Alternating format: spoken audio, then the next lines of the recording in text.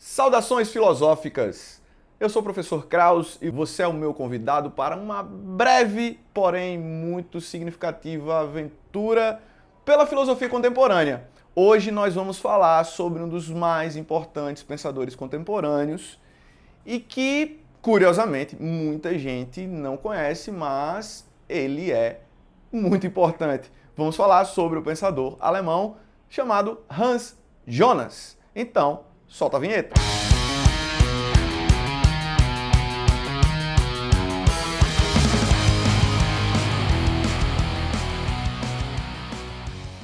Hans Jonas nasceu em 1903 em Mönchengladbach, Alemanha. Estudou filosofia e teologia em Freiburg, Berlim e Heidelberg. Foi aluno de ninguém mais, ninguém menos que Martin Heidegger, considerado por muitos um dos grandes filósofos da Alemanha em todos os tempos, e de Rudolf Bultmann, um dos mais célebres teólogos reformistas alemães. No período o qual Hitler ascendeu ao poder, Jonas fugiu para a Inglaterra, foi membro do exército britânico e depois Palestina. Mudou-se finalmente para Nova York, onde viveu até sua morte em 1993. Com Jonas, inicia-se uma nova perspectiva quanto aos seres futuros exigirem eticamente compromisso daqueles que os gerarão, mesmo que ainda não tenham sido gerados. Pois é, e a principal obra do Hans Jonas, para que você possa ter uma visão bem clara do seu pensamento, é justamente uma obra intitulada O Princípio da Responsabilidade, que aparece agora na sua tela. Tá vendo aí?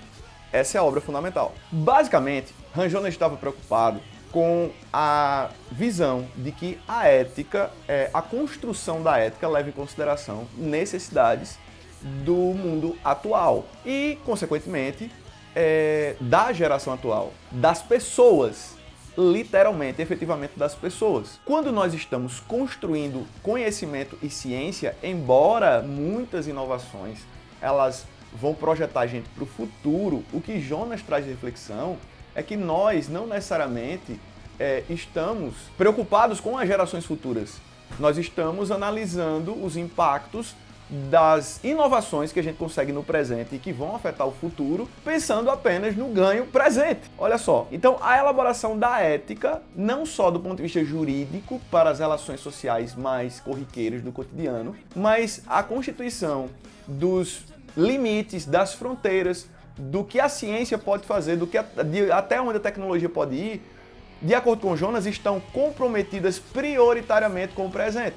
Por isso que ele é considerado um dos grandes expoentes da chamada bioética. Então fica aí a dica também. Então, Jonas, ele faz uma alusão que é a seguinte: por mais que um casal ele não tenha filhos e ele, no momento, desconsidere a possibilidade de ter filhos, ele considera irresponsável uma vida no presente que, de certa forma, possa dificultar esses filhos caso o casal mude de ideia. Então nós devemos ter um estilo de vida no presente, levando em consideração todos os impactos da tecnologia, da modernidade e da ciência, de modo a viabilizar a vida futura de pessoas que ainda não existem, mas a gente precisa dar condições para que essas futuras gerações tenham elementos suficientes para que a dignidade humana na Terra possa, de fato, se desenvolver. Inclusive, no último capítulo, ele, por meio de 3 tópicos, procura demonstrar, à luz do princípio responsabilidade, como nem o capitalismo nem o socialismo são capazes de lidar com a possibilidade da vida futura, e conclui pela necessidade absoluta de uma ética de responsabilidade tanto humana quanto planetária. Destaque-se que o enorme esforço teórico de Jonas suscitou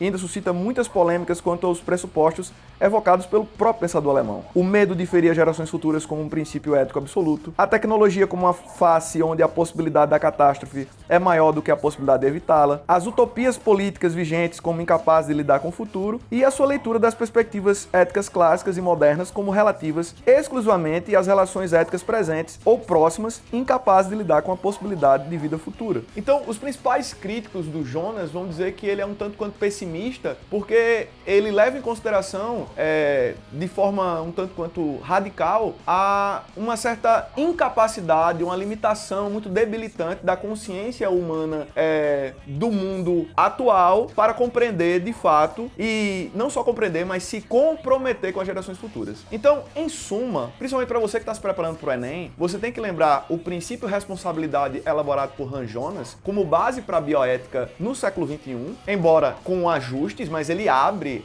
muito esse leque para essa discussão, e pensar num filósofo contemporâneo que levou em consideração que os avanços tecnológicos e científicos e o próprio progresso econômico, ele tem que levar em consideração, tem que desencadear reflexões sobre a viabilidade ou não das gerações futuras. Então, fica aí a dica para esse importante pensador que traz um debate bastante significativo. Diga-se de passagem, muitos cientistas, como o próprio astrofísico Carl Sagan, alertavam para a importância dessa reflexão sobre a viabilidade da vida no nosso planeta para o futuro. Vamos, a partir dessa provocação do Han Jonas, procurar fazer uma reflexão até pessoal que vai para além de uma avaliação sobre como nós temos atuado na sociedade, como nós temos nos posicionado a respeito da bioética e a respeito desse compromisso com as gerações futuras. Muito se fala hoje sobre desenvolvimento sustentável, sobre sustentabilidade, e essas discussões são muito legais porque trazem justamente essa mensagem. E eu já vi algumas conferências internacionais sobre ecologia, meio ambiente, algumas promovidas até pelas Nações Unidas, onde inclusive estudantes adolescentes de várias partes do mundo vêm chamando a atenção de chefes de Estado, de grandes autoridades, sobre isso, né? Qual é o planeta que vocês estão deixando para a minha geração? Os mais jovens, alguns dos mais jovens vêm questionado. Então, deixa o teu like, deixa o teu comentário, tua sugestão, tua crítica. Se inscreve no canal, caso não seja inscrito, compartilhe o nosso conteúdo para que mais pessoas possam ter acesso a essa mensagem. Dá uma sacada no nosso catálogo, tem um monte de discussão aí de filosofia e sociologia para te ajudar na vida e sociedade e também na vida estudantil e acadêmica. Um grande abraço e até a próxima.